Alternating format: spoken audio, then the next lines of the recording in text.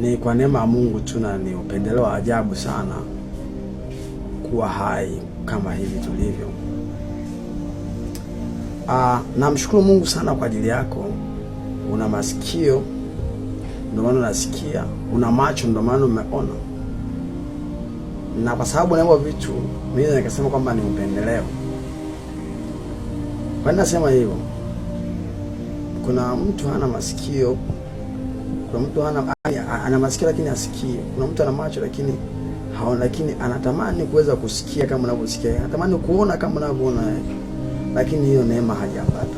Lakini ndugu yangu, umekuwa unavyo hivyo vitu, lakini kuna vitu unataka kukubaliana navyo au kuna vitu unataka kuviweka kwenye implementation. Nasema hivyo kwa sababu gani? Kati ya vitu ambavyo leo umepata bahati sana ya kuviona ni hiki hapa. Na kati ya vitu ambavyo leo umeanza kuvisikia toka asubuhi ambacho kitakuwa ni kizuri sana kuvisikia pia ni hiki hapa.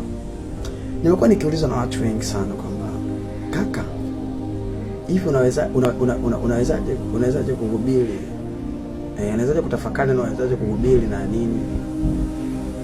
Alafu hivyo na nashindwa kuwajibu vizuri. Sasa leo nataka ni wajibu hao watu. Sasa nataka ni wajibu hao watu. Nataka tusome Injili ya Yohana sura ya 12 mstari wa 24. Ukienda kusoma kwenye ile mstari, Yesu Kristo anajaribu kuambia kwamba amini na waambieni,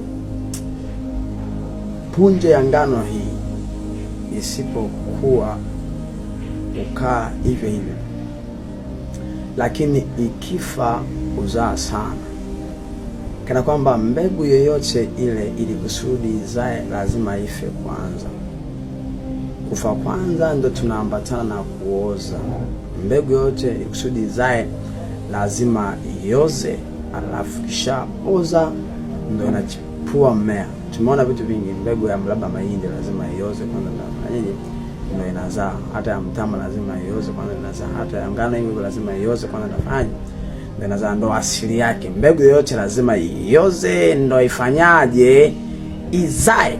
So mwanadamu anafananishwa hivyo, na wewe unafananishwa hivyo leo. Kana kwamba huwezi ukazalisha vitu vya kiungu kama hujafa pamoja na Kristo. Mambo moja hajanielewa. Nataka nikwambie kitu hivi. Najibu hilo swali sasa kwamba huwezi ukazalisha vitu ambavyo alivizalisha Yesu Kristo kama hujafa kama yeye.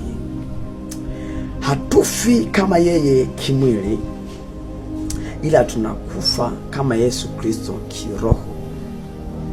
Tunakufa kama Yesu Kristo kiimani.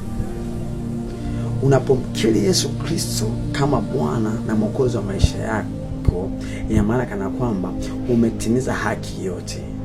Kana kwamba kama Yesu Kristo alikufa, ina maana tayari umesulubiwa pamoja naye, umekufa pamoja naye, umefufuka pamoja naye. Kwa hiyo wewe Mkristo kana kwamba umekuwa ni followers wake au ambassador wake, kwamba umeamua kumfuata. Sasa kwa situation ya kumfuata, ina maana kile kitendo cha imani kilichofanyika, kile kitendo cha halisia kilichofanyika na kwako kimefanyika vile vile. Sio mtu mmoja ananielewa hapa? Kwamba uko sasa ndo mbegu kufa.